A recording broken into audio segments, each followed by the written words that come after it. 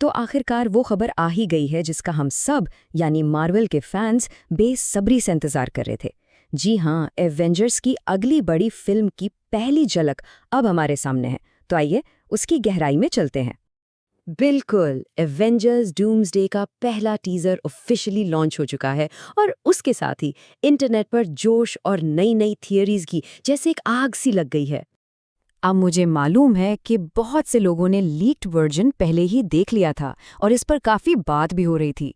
लेकिन अब जब ऑफिशियल हाई क्वालिटी टीज़र हमारे पास आ गया है, तो समझें कि असल तज्जिया तो अब शुरू होगा। देखें, ऑफिशियल रिलीज का मतलब ये है कि अब हम सिर्फ वो धुंधली सी कैमरे से रिकॉर्ड की हुई फुटेज पर इन्हिसार नहीं कर रहे हैं। अब हम हर फ्रेम को रोक सकते हैं, उसके बैकग्राउंड में छुपे राज ढूंढ सकते हैं और हर सीन के पीछे की कहानी को सही मानों में समझ सकते हैं। तो कह सकते हैं कि असल गुफ्तगू अब शुरू होगी। तो असल बात यही है कि ऑफिशियल रिलीज हम सबको एक ही पेज पर ले आती है। ये हमें यानी पूरी फैन कम्युनिटी को एक साथ मिलकर थियरीज बनाने और इस सफ़र का हिस्सा बनने का मौका देती है। लेकिन शायद इस टीजर का सबसे दिलचस्प हिस्सा इसकी टाइमिंग है। ये कोई इत्तेफाक नहीं लगता। ऐसा लग रहा है जैसे मार्वल हमें अपने मुस्तकबिल के मंसूबों के बारे में कोई खुफिया इशारा दे रहा है। यहाँ एक मुमकिना हिकमत अमली नजर आ रही है।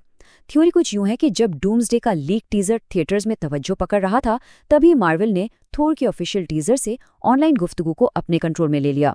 और इसके बाद जब डूम्सडे का ऑफिशियल ट्रेलर आएगा, तब होगा सबसे बड़ा धमाका, यानी डॉक्टर डूम का पहला ऑफिशियल लुक, जो फिल्म के लिए जोश को बिल्कुल आसमान पर पहुंचा देगा। तो ये रिलीज का एक पेचीदा जाल है और ये तो बस शुरुआत है। आने वाले महीनों में हम सब मिलकर हर टीजर और ट्रेलर का तज्जिया करेंगे ताकि इस बड़ी तस्वीर को एक साथ समझ सकें।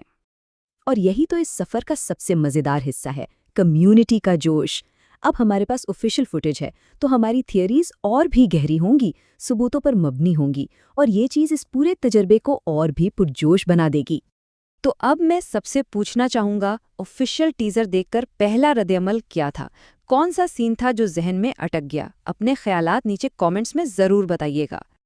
सच कहूँ तो मैं खुद इसके लिए बहुत पुरजोश हूँ। एंड गेम एक अलग दौर था, लेकिन डूम्सडे के लिए मैं इस सफ़र के हर कदम पर सबके साथ रहूँगा, हर तफसील का तज्जिया करते हुए, जब तक कि फ़िल्म रिलीज़ नहीं हो जाती। तो आखिर में एक सवाल बचता है, लीक्स के इस दौर में क्या मार्वल की ये हिकमत अमली लीक्स को कबूल करने का एक होशियार तरीका है, या ये अपनी कहानी और उसकी हाइप पर दोबारा कंट्रोल हासिल करने की कोशिश है?